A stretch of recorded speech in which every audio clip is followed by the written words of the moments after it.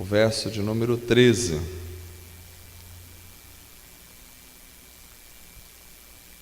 Onde nós lemos o relato de que algumas pessoas traziam crianças para que Jesus as abençoasse. E diz assim a Sagrada Escritura: depois trouxeram crianças a Jesus para que lhes impusesse as mãos e orasse por elas. Mas os discípulos os repreendiam. Então disse Jesus: deixem vir a mim as crianças e não as impeçam, pois o reino dos céus pertence aos que são semelhantes a elas. Depois de lhes impor as mãos, partiu dali.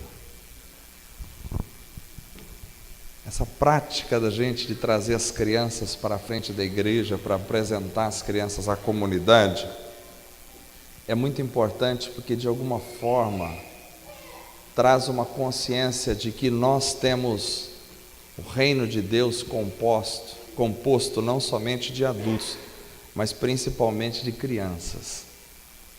É das crianças que pertence o reino dos céus.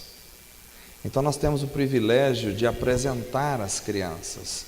Nós oramos pelas crianças, pelos pais, pela família, e também dizemos à comunidade: nós temos um novo membro aqui em nosso meio. Isso é uma prática, não é uma prática mística, não é a partir de alguma coisa que vamos fazer com a criança que vai mudar o futuro desta criança, porque nós cremos, acima de tudo, na necessidade da conscientização, do ensino da palavra. A palavra de Deus deve ser ensinada. Então é a responsabilidade dos pais, né? Não é nada que o pastor faça mágico que vá trazer para as crianças alguma mudança de vida, né? Mas é a responsabilidade dos pais educar os filhos de acordo com a palavra de Deus. O texto bíblico diz: ensina a criança no caminho que deve andar, e quando crescer não se desviará dele. Então compete ao Rodolfo, à Catiane, né, ensinar o Átila nos caminhos do Senhor, ensinar as verdades da Escritura para ele, principalmente viver essas verdades dentro de casa, porque o maior ensino que um pai e uma mãe podem dar para um filho não é um ensino de palavras, mas é um ensino de vida, de vivência. Então, quando o Evangelho é vivenciado dentro de casa, a criança cresce numa escola, na escola de Cristo Jesus. Então, a responsabilidade por educar, por ensinar e por levar as crianças ao conhecimento de Jesus Cristo não é do pastor nem da igreja. A igreja é apenas um apoio, a comunidade é um apoio aqui, onde as professoras vão ensinar as crianças, onde o pastor vai pregar a palavra, mas o contato maior da criança é em casa com os pais, com a família. É ali que é a grande escola do Evangelho, é ali que é a escola da vida. Então, vocês aumentaram a vossa responsabilidade. Nós estamos empatados, 2-2, só que você tem um homem e uma mulher, né? Então, eu não sei se eu vou tentar mais um não, hein? Então, e graças a Deus, que bom, uma bênção ter vocês aqui, viu? Graças a Deus. Eu queria que alguém viesse aqui segurar o microfone. Diogo, dá para você vir aqui segurar o microfone para mim? Eu vou pegar eu não sei se eu ainda tenho a prática, pode subir aqui, por favor, de segurar a criança. Eu acho que sim, né? Eu vou treinando novamente, né?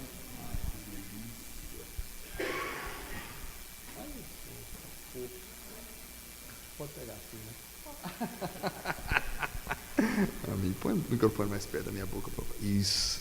Muito bom. Vamos orar pela vida do Átila. Eu queria que você estendesse a sua mão, ficasse de pé, estendesse a sua mão aqui para frente. É um privilégio segurar uma criança nos braços. Criança é dom de Deus, é bênção de Deus para a nossa vida. Parece que o Átila está querendo pegar o microfone. Acho que ele vai ser cantor ou pregador, hein? Graças a Deus. Oremos ao Senhor, estenda as tuas mãos, fecha os seus olhos. Pai amado e querido, graças te dou, Senhor, pelo privilégio de segurar essa criança em meus braços. Eu quero pedir a tua bênção sobre a vida do Átila, ó Pai, para que ele cresça, Senhor, ouvindo e vivenciando o teu evangelho no lar cristão. Abençoe essa criança, guarde-o com saúde, abençoe os pais, os avós, a família toda, para que tenha uma estrutura, Senhor, para educar o Átila, para criá-lo, Senhor, segundo os princípios da tua palavra, do teu evangelho. Graças te dou, Senhor, pelo privilégio de estar com ele esta noite. Ó Senhor Jesus, assim como o Senhor tocou as suas mãos e abençoou aquelas crianças, eu te peço, Senhor, que venha abençoar também a vida do Átila, para que a graça do Senhor seja sobre esta criança, para que o poder do teu evangelho seja sobre ele, para que quando ele crescer possa, ó Deus, segundo a tua vontade, decidir, ó Deus, pelo teu caminho, pela graça do Senhor, e estar debaixo da tua potente mão saradora, curadora, libertadora. Ó Deus, abençoe a família toda que aqui está, que a graça e a bênção do Senhor seja sobre todos eles. Nós te louvamos, te agradecemos pela vida desta criança, pelo amor desta família, e que tudo seja para a glória do Senhor Jesus, em nome de Jesus, amém, amém, graças a Deus.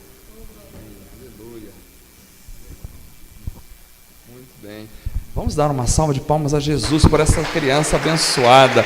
Amém. Podem sentar. Que bom. Muito bem. Graças a Deus. Podem se assentar.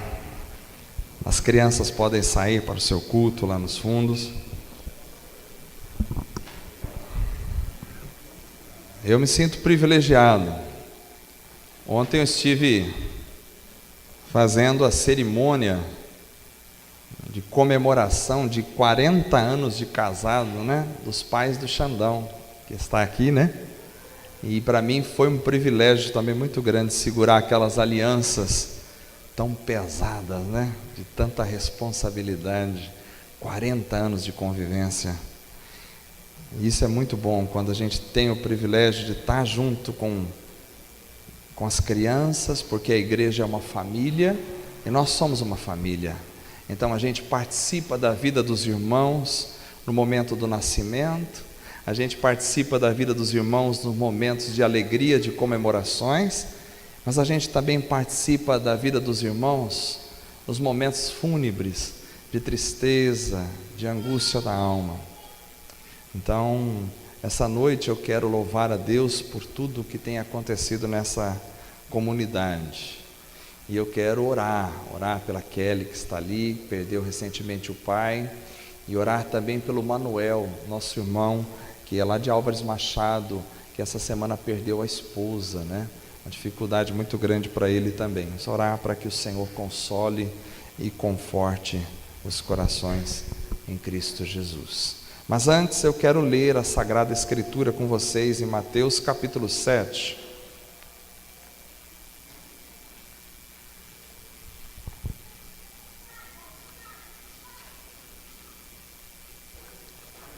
A família do pastor José está inteira viajando e nós devemos orar por eles também.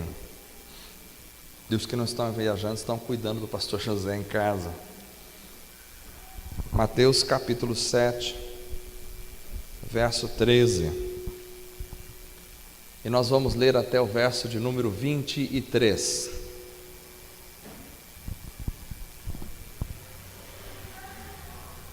Diz assim a palavra do Senhor: entrem pela porta estreita, pois larga é a porta e amplo o caminho que leva à perdição, e são muitos os que entram por ela. Como é estreita a porta e apertado o caminho que leva à vida, são poucos os que a encontram. Cuidado com os falsos profetas, eles vêm a vocês vestidos de peles de ovelhas, mas por dentro são lobos devoradores. Vocês os reconhecerão por seus frutos. Pode alguém colher uvas de um espinheiro ou figos de ervas daninhas? Semelhantemente, toda árvore boa dá frutos bons, mas a árvore ruim dá frutos ruins. A árvore boa não pode dar frutos ruins, nem a árvore ruim dá frutos bons. Toda árvore que não produz bons frutos é cortada e lançada no fogo. Assim, pelos seus frutos vocês os reconhecerão. Nem todo aquele que me diz Senhor, Senhor, entrará no reino dos céus, mas apenas aquele que faz a vontade do meu Pai que está nos céus. Muitos me dirão naquele dia: Senhor, Senhor, não profetizamos em teu nome? Em teu nome não expulsamos demônios e não realizamos muitos milagres? Então eu lhes direi claramente: nunca os conheci. Afastem-se de mim, vocês que praticam o mal. Amém. Vamos orar essa noite. Feche os teus olhos. Lembremos de nossos irmãos amados. Querido Pai, muito obrigado, Senhor, por estarmos esta noite aqui. Este é o lugar da tua habitação no meio do teu povo. E nós estamos aqui, ó Deus, porque cremos que tu habitas em meio ao teu povo. Ó Senhor, nós te adoramos, te louvamos, te exaltamos e queremos cada vez mais confiar no Senhor e na tua palavra. A tua palavra é tão viva, tão poderosa, tão eficaz, a tua palavra é magnífica, ela atinge os corações, as almas, ela faz a transformação. E nós queremos dizer ao Senhor esta noite que não poderíamos de outra forma ser modificados, a não ser pela exposição e pela assimilação da tua palavra na ação do teu Espírito Santo. Ó Deus, eu quero pedir a tua graça sobre a ministração desta palavra, para que ela venha, ó Deus, atingir o nosso coração e a nossa alma, e venha mudar a nossa perspectiva de vida. Ó Deus, abençoe os irmãos que estão viajando, a família do pastor José, guarde-os, ó Deus, neste caminho de ida, de volta, seja com eles. Pedimos a tua bênção também sobre a nossa querida irmã Kelly, que passou por esse momento tão difícil de luto do Pai. Pedimos o teu consolo, do teu Espírito Santo sobre a vida dela. Pedimos também o teu consolo sobre a vida do nosso irmão Manuel, que perdeu a esposa esta semana. Ó Deus, que a graça do Senhor seja também sobre a vida daquele homem. Conforta, consola. Deus poderoso, que possamos nos alegrar com os que se alegram e chorar com os que choram. Ó Deus, porque tua é a graça, teu é o poder para fazer de nós irmãos em Cristo Jesus. E assim nós oramos em nome de Jesus. Amém e amém. Quero falar essa noite sobre 2 acessos e 2 destinos. E por isso, irmãos, eu vos trago uma mensagem que eu tenho plena consciência do seu caráter libertador. Durante muito tempo na minha caminhada cristã, eu convivi com textos que eu cuidava ter a interpretação correta desses textos. Mas na verdade, era apenas essa interpretação um fruto do meu condicionamento religioso. Um dos textos que eu convivi minha vida toda e interpretei dentro do meu condicionamento religioso era essa famosa frase de Mateus capítulo 7, não é? Entrem pela porta estreita, pois larga é a porta, amplo é o caminho que leva à perdição, e são muitos os que entram por ela. Como é estreita a porta e apertado o caminho que leva à vida, e são poucos os que a encontram. Simples esse texto, não é? Mas em mim, esse texto criava um pretexto para uma vida de privações, para uma vida de leis e de regras, de todos os tipos da religião. Criava isso dentro de mim. A gente ouvia e acabava reproduzindo. Crente tem que viver pela porta estreita. E para mim, viver na porta estreita era: não pode fazer isso, pode fazer aquilo, não pode fazer o outro. Um exemplo: as mulheres naquela época, no nosso contexto religioso, não podiam cortar o cabelo, elas não podiam usar joias, elas não podiam usar maquiagem, elas não podiam usar calça comprida, mesmo no frio, que naquela época acho que fazia mais frio do que agora ainda. E quando alguma se aventurava a fazer alguns desses pecados, entre aspas, já se dizia: olha, ela está entrando já pela porta larga, está entrando pelo caminho largo. E as igrejas que permitiam que os seus membros, as mulheres, usassem calça comprida, cortassem o cabelo, usassem joias, eram consideradas igrejas da porta larga. Lá pode tudo. A igreja da porta larga, lá pode tudo. Os jovens, por exemplo, eles não podiam jogar bola. Não é? Terrível, hein? Para alguns daqui da igreja. Não podiam jogar bola. Eles não podiam frequentar cinema. Não é? E uma série de outras privações. As televisões eram proibidas nas casas. Não podia ter TV em casa. E os que faziam essas coisas eram taxados de povo da porta larga. Lá pode-se fazer tudo, então é da porta larga. Então entrar pela porta estreita ou pela porta larga tinha a ver com fazer ou deixar de fazer coisas. Quem seguia o manual, quem seguia as regras duras do posso, não posso, entrava pela porta estreita.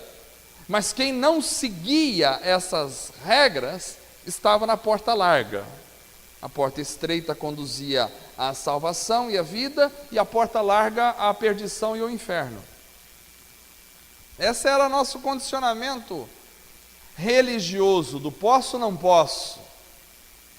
Eu acho que essa raiz desse condicionamento religioso, do estabelecimento de regras, das leis, do estabelecimento de cabrestos no povo, no grupo social, religioso, essa mesma realidade, as raízes dela, embora não seja tão escancarado essa forma como era no passado, mas as raízes disso ainda, de alguma forma, me parece permear a mente do povo cristão.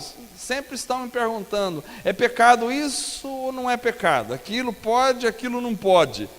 Essas regras estão ali, e se falar que não pode, então não faz, mas fica desejando fazer. E se falar que pode, não quer nem saber, vai e faz. Essa era a consciência, e eu acho que ainda de alguma forma isso está dentro da formação do povo evangélico. Mas depois eu fui acordando para a realidade, e fui acordando para a responsabilidade da vida na graça, da liberdade, livre de regras. É uma vida cheia de vitalidade, onde não tem manuais de regras, posso, não posso. Quem fizer está fora, quem não fizer está dentro. E aí eu fui percebendo que esse texto aqui que nós lemos, não se propunha a ser um elemento autenticador, não se propunha a ser um elemento confirmador do nosso manual de regras, mas que esse texto tinha sim uma outra via, tinha um outro patamar, tinha um outro foco e uma outra compreensão. E a partir daí eu quero essa noite começar a arriscar com vocês aqui, de alguma forma, algumas considerações sobre o que eu acredito que seja a via de compreensão desse texto. Porque me parece claro aqui que o texto fala de dois acessos. Ou seja, são dois acessos que a gente pode escolher. Os dois estão disponíveis para nós acessarmos. E eu gosto dessa palavra acesso e acessar, porque ela tem uma linguagem toda da informática da nossa época. Estão lá os portais para serem acessados. E cada acesso vai conduzir a um destino. E esses destinos, com certeza, são completamente diferentes entre si. E há uma ordem no texto: acessem, ou seja, entrem pela porta estreita. Por quê? Porque o outro acesso, ou seja, a porta larga, é que vai levar à perdição. Então, você precisa acessar a porta estreita. Se você quiser experimentar a vida, você precisa acessar a porta estreita. Você precisa entrar pela porta estreita. Porque se você entrar pela larga, a larga leva à perdição, mas a estreita leva à vida. E aí eu quero pensar com vocês essa noite quais são então alguns indicativos do que se configura como porta estreita e porta larga. O que seria se porta estreita e porta larga não é posso e não posso? Pelo menos a maturidade cristã vai nos ensinar isso. O que seria porta estreita e porta larga? E eu quero resumir isso em 3 considerações apenas. A primeira delas é que a porta larga é acessada pelas vias de rótulos externos, já a porta estreita pelas vias de conteúdos internos. Eu escrevi um pouco mais dessa vez do que de costume, até porque isso tem que ser um pouco mais destrinchado aí, na minha ótica. A porta larga é acessada pelas vias de rótulos externos, mas a porta estreita pelas vias de conteúdos internos. Ou seja, os elementos externos e internos estão em contraste no texto. Jesus vai dizer no verso 15, cuidado com o quê? Com os falsos profetas, porque eles vêm a vocês vestidos de quê? De peles de ovelhas. A exterioridade está aí. Vestidos de peles de ovelhas, mas por dentro eles são lobos devoradores. Se fosse algo que pudesse ser distinguido de uma perspectiva externa, Jesus não teria dito cuidado, porque quando eles vissem os lobos, já saberiam que é lobos, mas ele diz, olha, cuidado, porque exteriormente, externamente, eles vêm até vocês iguaizinhos a ovelhas. Por fora é ovelha escrita, tem cor de ovelha, tem cheiro de ovelha, tem pelo de ovelha, tem cara de ovelha, tem tamanho de ovelha, tem voz de ovelha, tem trejeito de ovelha, tem Bíblia de ovelha, tem roupa de ovelha, tem cargo de ovelha, tem nome de ovelha. Externamente é ovelha, mas internamente não é ovelha, internamente é lobo. Os rótulos externos são portadores de autenticidade aparente. E o texto diz que muitos vão por essa via, muitos tomam esse acesso, ou seja, o acesso das exterioridades, daquilo que é aparente, daquilo que se vê, daquilo que se enxerga. O que se vê é muito mais atrativo do que aquilo que não se vê.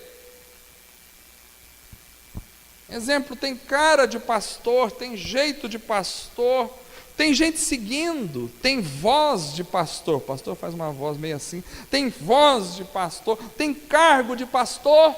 É pastor. É o senso comum. Aí tem a porta larga.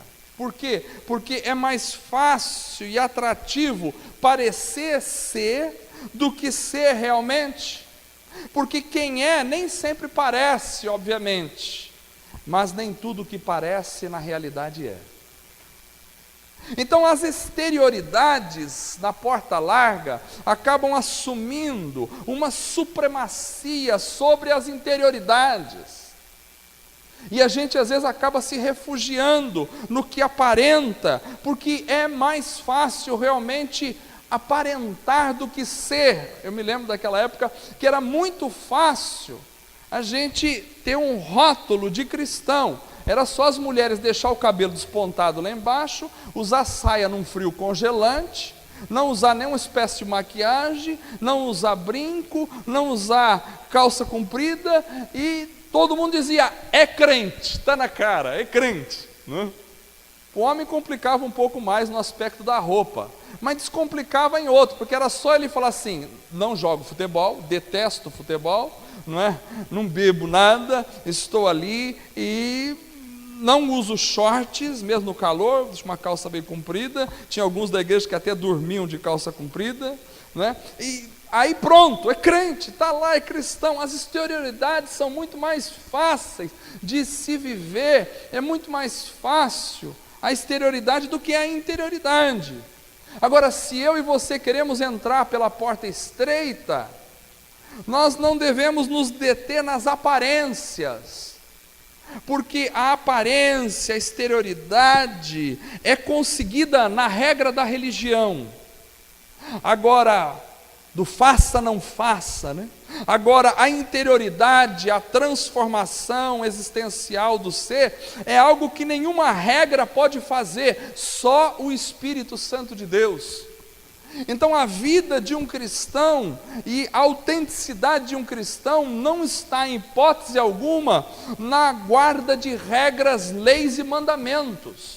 A vida de um cristão está assim autenticada na base de uma transformação da interioridade mais íntima do ser, da profundidade mais íntima da alma, de um coração que ama, que externa de alguma forma aquilo que está lá dentro, porque é aquilo que está dentro que acaba sendo exteriorizado às vezes. Então é aquilo que está dentro que importa e não aquilo que está fora.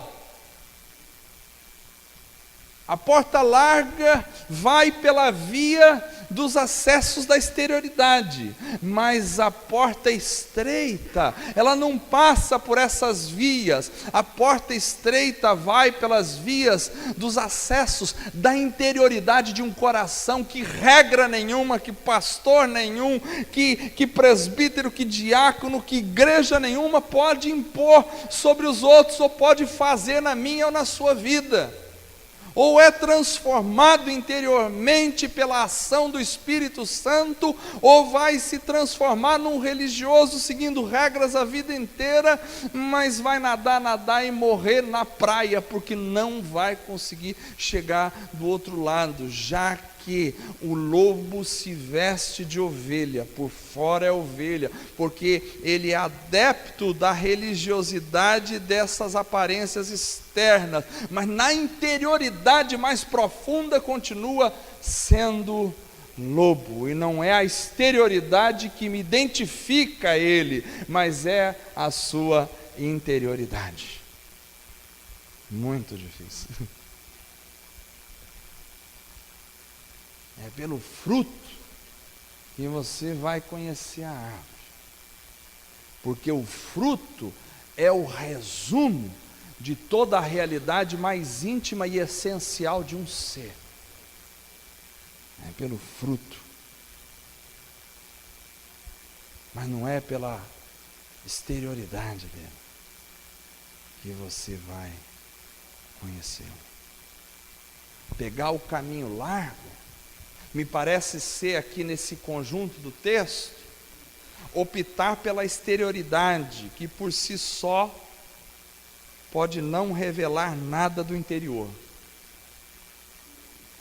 O interior, o conteúdo, dá muito mais trabalho, porque o conteúdo, o interior, exige transformação, exige entrega, exige raiz, exige vida lá dentro, exige laço de alma, exige envolvimento profundo do ser. E isso aí só o Espírito Santo pode fazer na vida de uma pessoa. Só o Espírito Santo. Quem vive do externo acaba vivendo o tempo todo uma mera religiosidade, é a porta larga. Mas quem analisa o conteúdo, preza pelo interior, encontra a vida, porque é a porta estreita.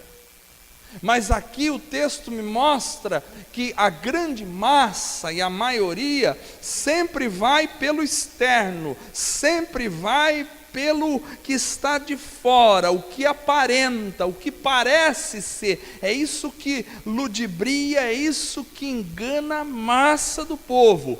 Mas o interior, o conteúdo,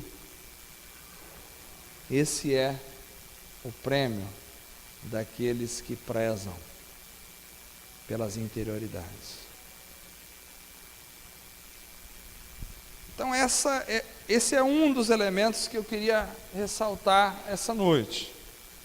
O segundo é que a porta larga, ela é acessada pelas vias do discurso divorciado da prática. Mas a porta estreita, ela é acessada pelas vias da prática, ancorada no discurso. É diferente. E aí o verso 21, Jesus vai dizer: nem todo aquele que me diz, Senhor, Senhor, entrará no reino dos céus, mas aquele que faz, ou que pratica a vontade do meu Pai que está nos céus. Interessante isso, porque a porta larga se contenta sempre com o discurso. Aquilo que se fala já é o suficiente, é aquilo que se fala. Se você diz, por exemplo, em nome de Jesus, está tudo certo. Se você fala de Jesus, está tudo bom. Se você prega com a Bíblia na mão, está tudo certo. Se você cita a Bíblia de cor, então pronto, é Deus falando. E aí está tudo certinho dessa forma, Deus está ali. A gente compra a partir daí uma ideologia completamente de palavras e não de atos, de prática. A gente vai, por exemplo, com uma camiseta escrita "Sou de Cristo", a gente coloca um colante no carro dizendo "Sou cristão". A gente aprende o evangeliquez, que é dizer algumas frases, tipo assim, está amarrado, né? Misericórdia, Deus te abençoe, vai com Deus, em nome de Jesus. E aí já pronto, tudo é de Deus a partir daí. Quando se tem palavras a respeito de Jesus, quando se cita versículos, quando se cita textos da Bíblia, isso já é Jesus, já é de Deus. Mas a complexidade do Evangelho é muito mais do que uma coletânea de versículos bíblicos. Uma coletânea de versículos bíblicos pode estar presente em qualquer religião. O texto diz aqui que nem todo o que me diz Senhor, Senhor entrará no reino dos céus, mas apenas aquele que fizer a vontade do meu Pai que está nos céus. Vejam aqui que o linguajar, que o discurso pode não significar absolutamente nada. Falar não é a questão aqui, a questão é viver. A porta larga fala e não vive. A porta estreita fala e vive aquilo que fala. porque está lastreado uma coisa na outra. A vivência, a prática, tem que estar lastreada no discurso, de alguma forma. Mas é muito mais fácil dizer do que viver. É muito mais fácil. É muito mais fácil falar do que praticar. Por isso, muitos acabam falando como pastores, como cristãos, mas acabam nunca sendo cristãos, porque é muito mais fácil dizer, aprender a linguagem evangélica, qualquer um pode aprender a falar versículos bíblicos, decorar versículos, qualquer um pode aprender os cacoetes, os chavões, qualquer um pode aprender, mas isso não significa ser cristão, porque se a gente quiser entrar pela porta estreita, não basta dizer, nós temos é que viver. Isso muito para nós aqui, pastores, não é que é muito fácil falar, mas é muito difícil praticar aquilo que nós estamos falando. É muito fácil elaborar um discurso bonito, grandioso, mas é muito difícil pôr em prática aquele discurso no nosso dia a dia, na nossa vida.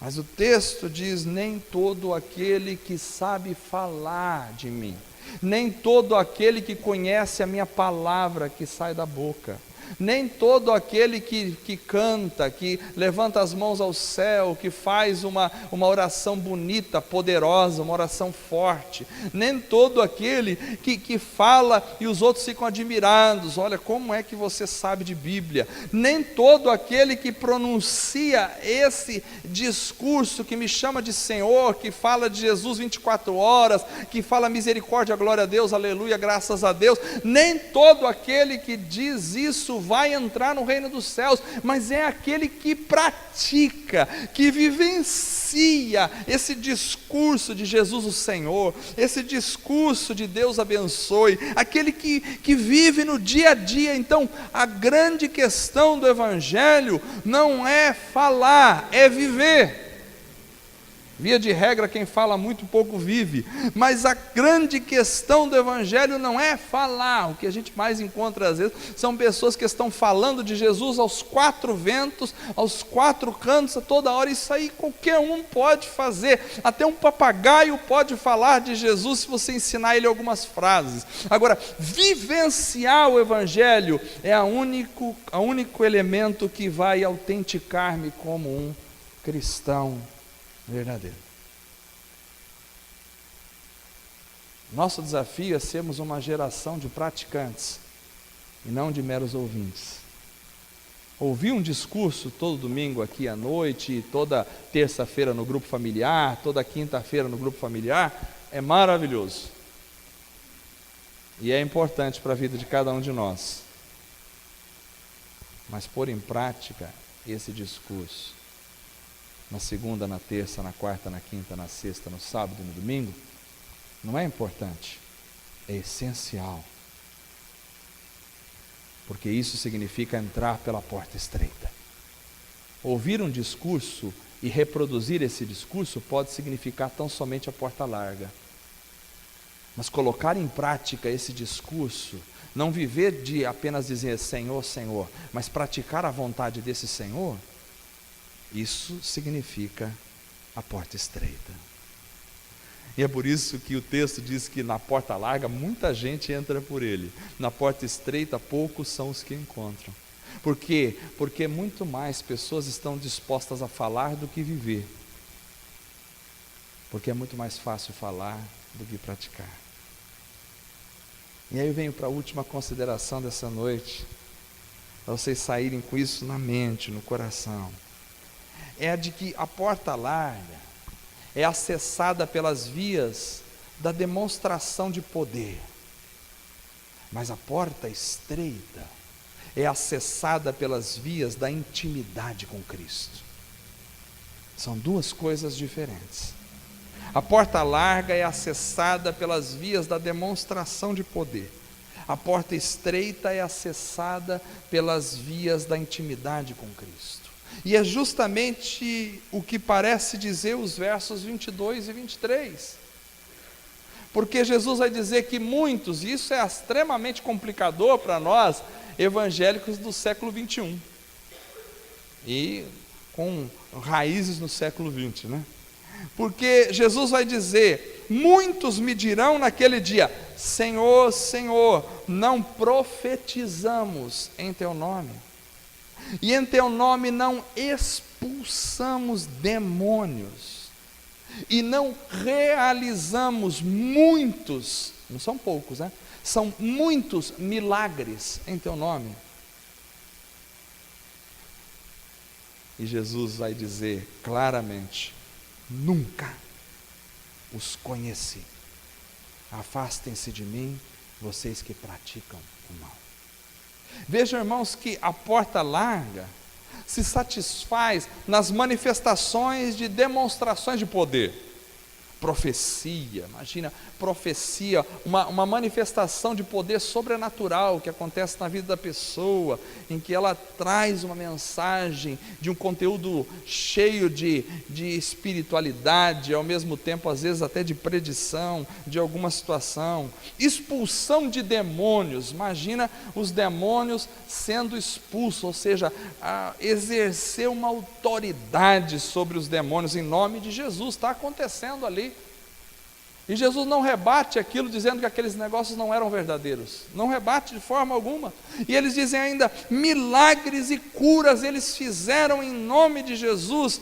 Quer dizer, acontecia coisas que às vezes não acontecem no nosso meio. De repente acontecia, entrava um paralítico, saía andando, um morto, aí o cara colocava a mão, ressuscitava o morto, saía andando, pulava do caixão, uma criança toda deformada e vinha ali, ficava certinha, normal, e milagres e milagres, e muitos, não eram poucos, eram muitos. E Jesus diz: olha, toda essa demonstração de poder estava ali com aquelas pessoas.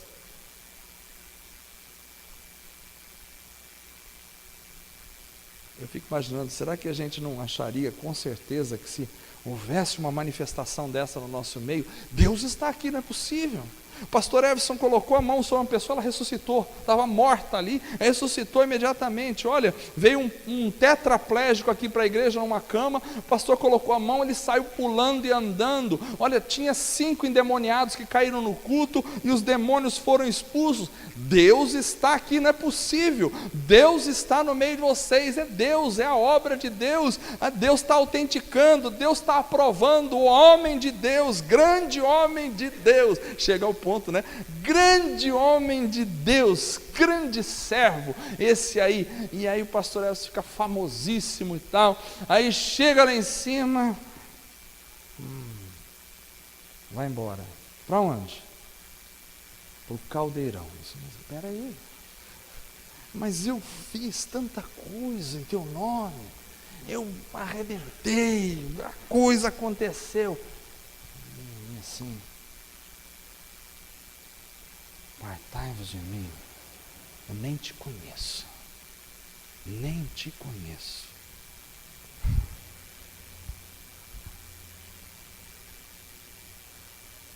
A manifestação do poder, irmãos, não é de forma alguma um elemento autenticador da aprovação divina, nunca foi. Manifestação de poder não é um elemento autenticador da aprovação divina. A porta larga busca a demonstração de poder.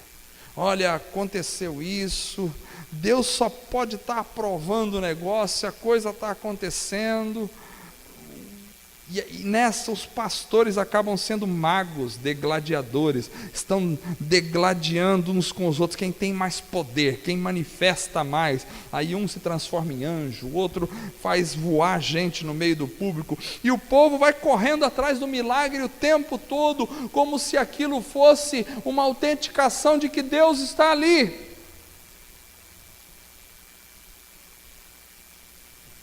E o texto bíblico diz que João Batista não fez nenhum milagre, mas tudo aquilo que ele falou a respeito de Jesus era pura verdade. Eu vou dizer uma coisa, essa é a porta larga, quando eu e você nos baseamos nas manifestações sobrenaturais para definir a nossa espiritualidade e para apontar o nosso caminho. Isso é a porta larga. A gente pode estar mesmo entrando por essa via, porque a porta estreita, ela busca algo muito mais íntimo, ela busca algo muito mais nobre do que a manifestação de poderes e milagres. A porta estreita é o ser conhecido por Jesus e o conhecer a Jesus na intimidade. Isso é a porta estreita. Porta estreita é conhecer Jesus e ser conhecido por Jesus. Isso aqui é intimidade, é relacionamento. De que vale o milagre sem a intimidade? Não vale nada, absolutamente nada. Só vai servir para ouvir no final: nunca vos conheci, porque você não é meu íntimo, você não me conhece, eu não te conheço, você não anda comigo, eu não ando com você. Não importa o que você tenha feito ou deixado de fazer, não importa quantas orações suas tenham sido atendidas ou quantas não tenham sido atendidas, isso aí não me importa. O que me importa é se você me conhece e se eu te conheço. Essa é a realidade mais profunda do cristianismo. Então, conhecer a Deus e ser conhecido por Deus é a porta estreita, o resto é tudo porta larga. Na porta estreita não tem show, não tem espetáculo, não tem show de domingo à noite, não tem luzes no palco, não tem artistas da fé, não tem picadeiro, não tem aplausos, não tem holofotes, não tem fogos de artifício e nem mesmo tem efeitos especiais. Mas na porta estreita tem sim, tem intimidade, tem conhecimento de Deus, tem humildade, tem submissão. Na porta estreita tem reverência. E essas últimas não parecem, não vão se mostrar, não aparecem, não estão em evidência, não são notadas, porque a intimidade você não nota. A intimidade não dá elemento para fogos de artifício. A intimidade não bota show no palco. A intimidade é um relacionamento que só você e ele sabe que tem. Ser conhecido por Jesus não significa manifestar isso de alguma forma poderosa ou sobrenatural para que alguém fique lá de queixo caído, babando naquilo que está acontecendo. Isso aí é o que mais tem acontecido em todas as religiões. E isso não significa, se você vai no hinduísmo, por exemplo, os hindus têm a maior manifestação de poderes sobrenaturais da história.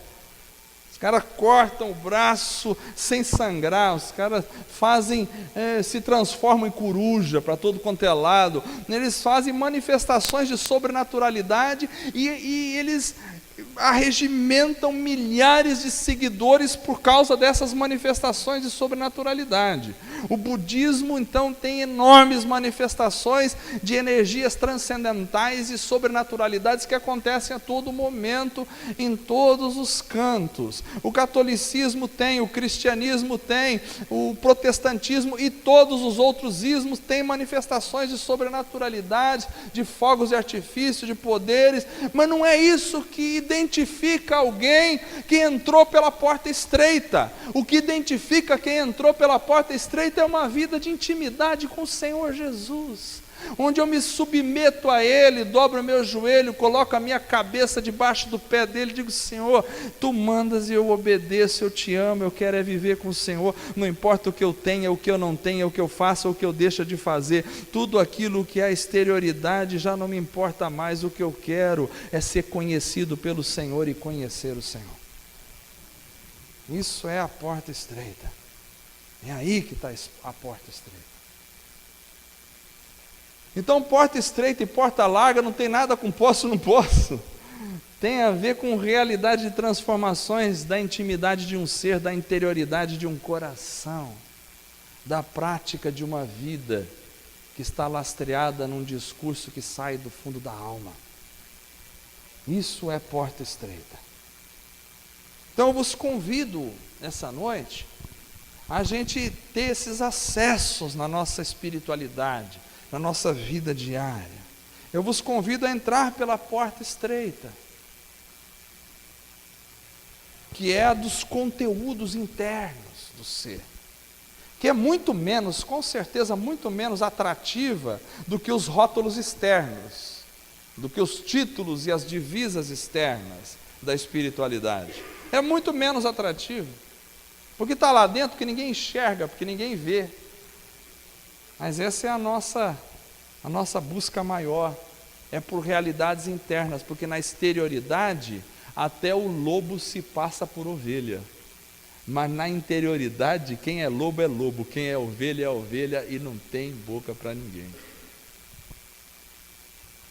Então eu vos convido a essa realidade de entrar pela porta estreita, ou seja, de uma prática ancorada em um discurso, que é muito mais difícil do que um discurso sem prática, porque de discurso sem prática a própria realidade brasileira está lotada dos palanques da política. E a gente meio que politiza a realidade religiosa, enquanto os políticos fazem da política uma religião.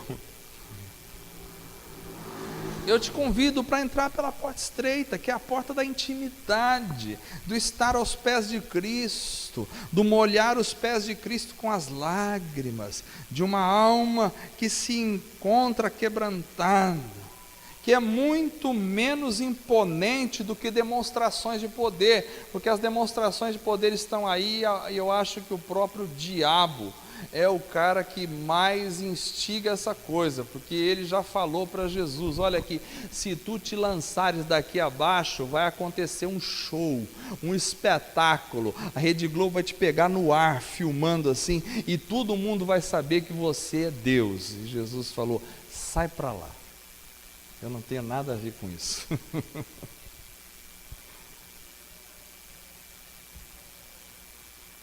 Mas infelizmente a maioria acessa a porta larga, toma o lobo pelo cordeiro, porque ele parece cordeiro, se apega no externo e não no interno.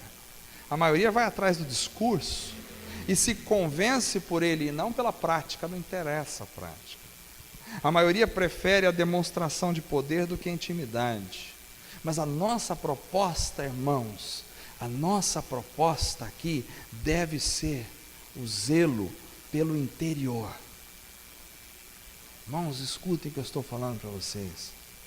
A nossa proposta deve ser o zelo pelo interior. E essa noite eu vou dormir com a minha cabeça no travesseiro, muito descansado e muito em paz, porque eu tenho plena convicção dessa verdade que eu estou falando a vocês.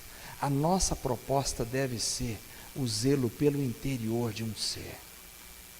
A nossa proposta deve ser a busca pela prática, a prática daquilo que a gente tem como discurso todos os dias. A nossa proposta deve ser a excelência da intimidade de um relacionamento com Jesus, porque cristianismo não é uma religião desconectada entre sagrado e profano, não. Cristianismo não é uma religião assim que eu vou lá e apresento os meus votos e faço as minhas penitências e tenho as minhas realidades místicas e depois saio daquilo ali e aquilo não representa de forma alguma uma intimidade relacional profunda com o meu sagrado. O cristianismo veio para romper com todas essas realidades, porque isso aí tinham em todas as religiões até o surgimento do cristianismo, ou seja, as religiões se fundamentavam em práticas religiosas que externavam apenas uma relação aparente, mas que era mera religiosidade, mera externalização de uma espiritualidade. Então o cara ia ali e oferecia a sua galinha, oferecia o seu bode, e tinha lá um momento místico, e ia para sua casa para a semana que vem voltar e fazer a mesma coisa. E Jesus veio dizer: para aí, está tudo errado isso aqui, a minha realidade não é essa. E aquela mulher vai questionar Jesus nessa situação e vai dizer assim: espera aí, onde é que eu faço a minha macumba? Porque os judeus falam que tem que fazer lá no templo de Jerusalém. e os samaritanos falam que tem que ser lá no Monte Gerizim. Onde é que eu faço o meu despacho? Onde é que eu entro numa realidade mística de uma intervenção sobrenatural? Como é que eu faço isso? E Jesus vai dizer, isso está tudo errado, você não entendeu nada, porque a hora vem chegando e já chegou, em que os verdadeiros adoradores vão adorar em espírito e em verdade, ou seja, é na intimidade, espírito fala de intimidade, é na intimidade mais profunda de um ser que não está mais localizada e temporalizada na vida, que não é mais no templo de Salomão e nem no templo em Gerizim, não é mais nesses aspectos temporários e nem localizados, não, agora a realidade é existencial, você vai viver uma vida de intimidade comigo, em que eu estou em você e você está em mim. Se vós estiveres em mim e minhas palavras estiveres em vós, pedireis tudo o que quiseres, vai acontecer, porque tem que estar dentro de você e você tem que estar dentro dele, e essa relação é tão íntima que você já se perde nele. Esse é o cristianismo. E quando os discípulos tentaram sacramentalizar o espaço e o tempo novamente e disseram, que lindo esse templo, Jesus virou e falou, não vai ficar pedra sobre pedra, isso aí tem que ser destruído, vai ser tudo arrebentado, vai jogar tudo isso por água abaixo, porque senão vocês nunca vão conseguir viver a realidade de um relacionamento íntimo com Deus. Não tem mais espaço e não tem mais tempo.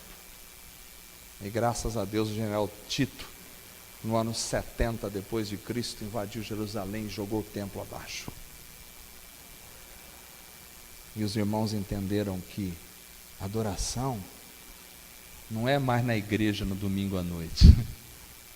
Adoração é todo dia, todo momento, porque adoração é vida de intimidade com Jesus. Amém, irmãos? Vamos ficar de pé e orar. Os irmãos vão subir aqui.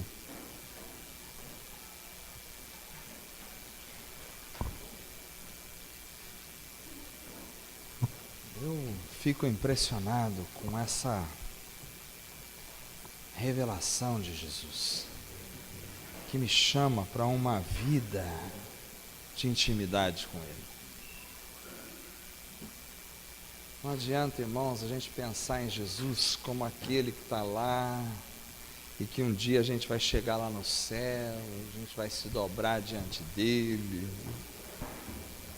Se o dobrar-se não acontece hoje e agora, nunca vai acontecer, a não ser numa perspectiva de juízo, quando todo joelho se dobrará. Mas ali já não me interessa mais, porque ali é juízo, ali não é graça, ali é final, ali não é vida.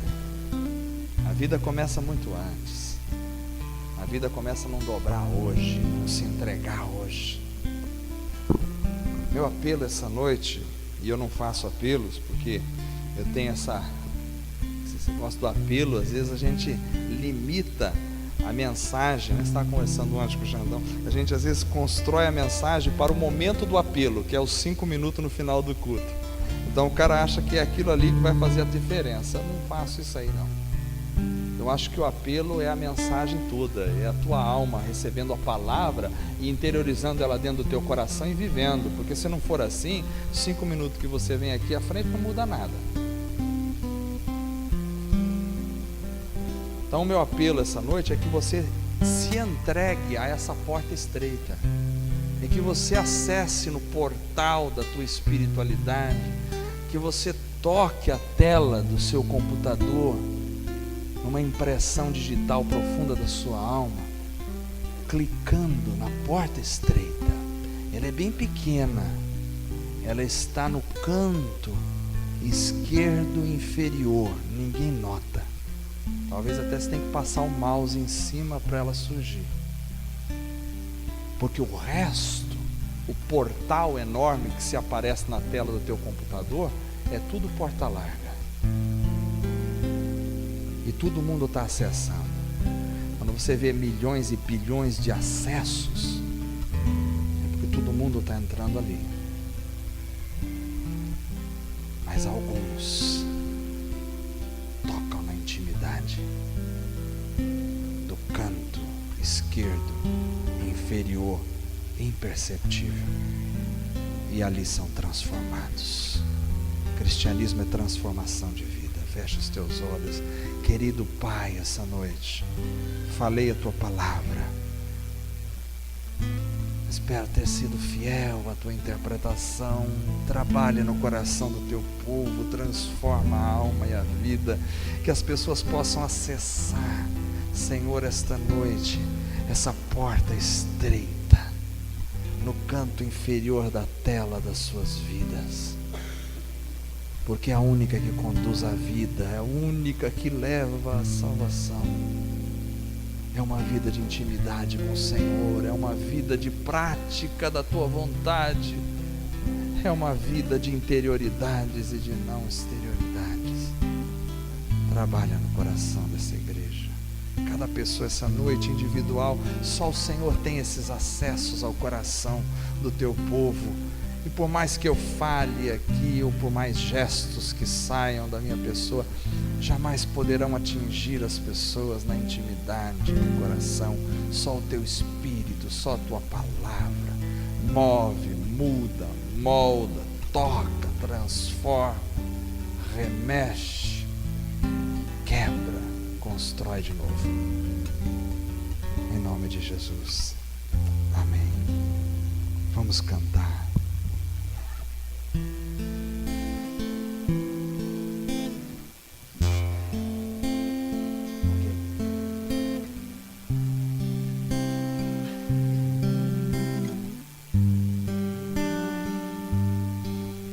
Preciso de ti, és o ar que eu respiro, eu preciso de ti. Vem, escuta as batidas do meu coração, chamando pelo teu nome. Senhor Jesus, preciso de ti. Sou criança de colo, não me deixes cair. Da tua santa presença, não me deixes sair. Apacenta o meu coração,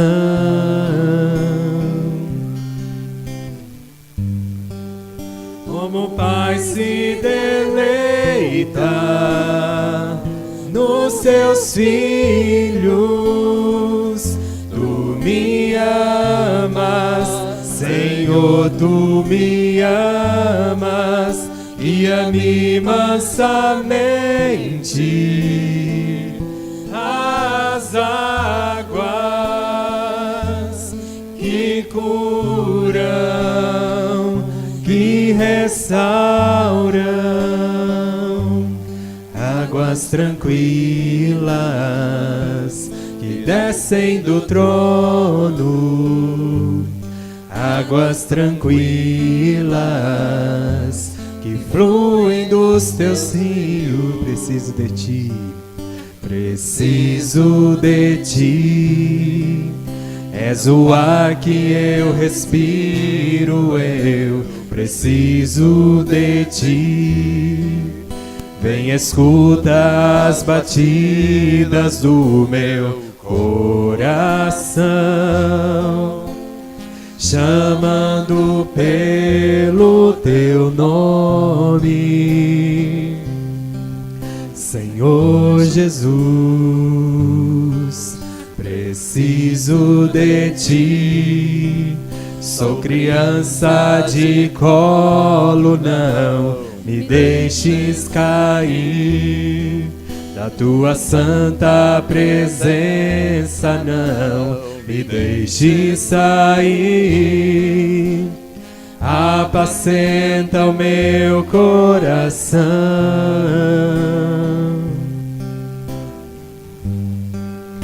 como o Pai se deleita nos seus filhos.